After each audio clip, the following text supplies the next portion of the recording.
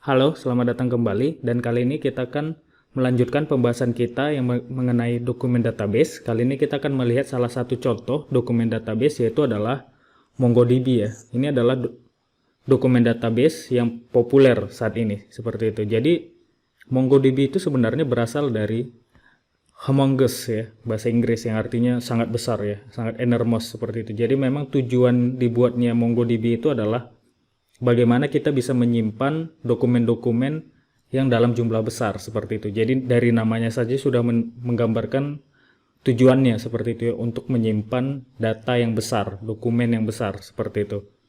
Dan di MongoDB ini dia mendukung ad hoc query ya. Jadi dia bisa melakukan pencarian berdasarkan field ya, dan itu yang kurang di key value ya.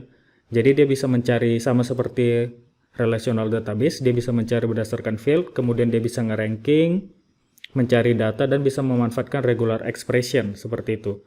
Dan ketika kita melakukan query, maka dia akan mereturn atau mengembalikan specific field gitu. Jadi dia bisa memungkinkan itu ya. Jadi tidak semuanya dokumen itu dikembalikan kepada kita, dan dia bisa mengembalikan field tertentu gitu ya. Jadi seperti yang kita bahas tadi, kalau dokumen database itu kan terdiri dari key value pair gitu ya. Jadi dia bisa mereturn specific field. Dan juga dia bisa mereturn JavaScript function gitu ya. Bukan hanya mereturn sih, menyimpan dan mereturn JavaScript function. Jadi itu salah satu fitur lah yang dimiliki oleh MongoDB.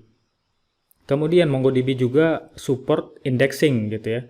Jadi di MongoDB itu semua field itu kita bisa lakukan index gitu. Jadi seperti secondary index gitu ya. Jadi kita bisa mengindeks field-field tertentu yang mungkin kita rasa ini field-field ini akan banyak diakses atau banyak di search seperti itu, sehingga kita bisa indeks untuk mempercepat proses query-nya.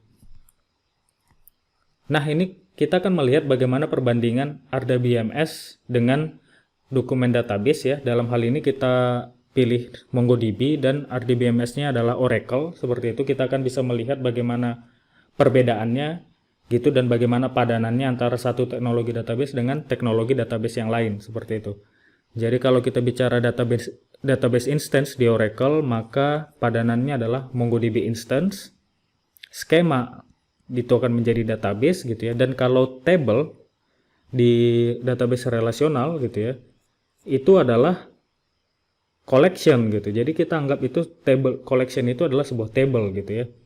Dan row itu kalau kita lihat ya, table itu ada row-row-nya, dan row-row ini dipadankan di MongoDB itu yang dianggap sebagai dokumen seperti itu. Jadi satu dokumen itu sebenarnya satu row gitu, dan kumpulan-kumpulan dokumen itu kita sebut collection, dan secara dibandingkan, di-compare dengan relational database itu adalah table seperti itu. Dan seperti yang sudah kalian tahu, dokumen itu terdiri dari key value pair seperti itu ya, dimana key-nya itu dimana di kolom key-nya itu adalah seperti indeksnya gitu ya, atau tag-nya. Kemudian di value-nya itu kita bisa isi apa saja tipe datanya ya, bisa string, bisa integer, bahkan bisa objek seperti image, suara, dan banyak lagi gitu ya.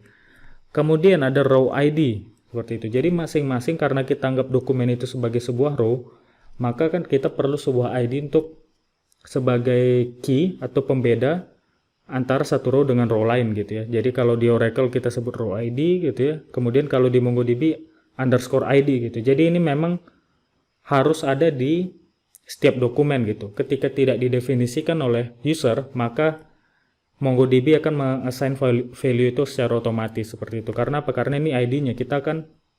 Inilah yang akan membedakan satu dokumen dengan dokumen lain.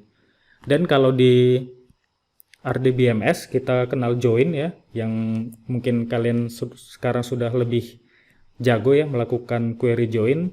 Nah, kalau di MongoDB itu juga bisa yang dilakukan dengan nama dbref seperti itu ya. Jadi bagaimana satu dokumen mereferensikan ke dokumen lain gitu. Jadi ada satu dokumen itu dia bisa saling berhubungan dengan dokumen lain seperti itu. Jadi join itu juga dimungkinkan di MongoDB.